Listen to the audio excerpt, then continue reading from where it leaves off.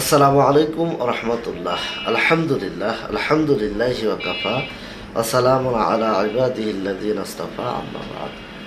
প্রিয় বন্ধুরা, আজকের ভিডিওতে বিশেষ আরেকটি বার্তা নিয়ে আপনাদের সামনে উপস্থিত হয়েছি।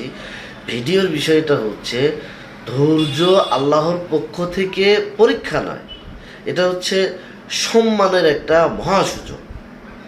অনেকে ভাবে ধৈর্য মানে শাস্তি। আসলে ধৈর্য হচ্ছে সম্মান পাওয়ার একটা বড় সুযোগ। কেন? কারণ আল্লাহ যখন কাউকে উঁচু করতে চান তাকে আগে পরীক্ষা করে। যত ধৈর্য তত মর্যাদা, তত উচ্চতম অবস্থান। নবী সাল্লাল্লাহু আলাইহি সাল্লাম এবং নাবিরা সবচেয়ে বড় ধৈর্যশীল ছিলেন, তাই তারা সবচেয়ে সম্মানিত।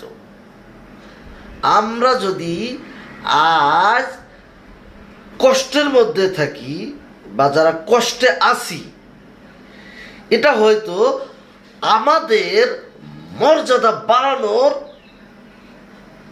সবচেয়ে নিকটতম দরজা। এই ধৈর্যটা ধরলে মহান আল্লাহ তাআলা আমাদেরকে পরিপূর্ণভাবে সফল করবেন। মহান আল্লাহ তাআলা আমাদেরকে উপযুক্ত বিষয়ের উপর আমল করার তৌফিক দান করুন। হে আল্লাহ, আপনি আমাদেরকে কবুল করুন, আমিন।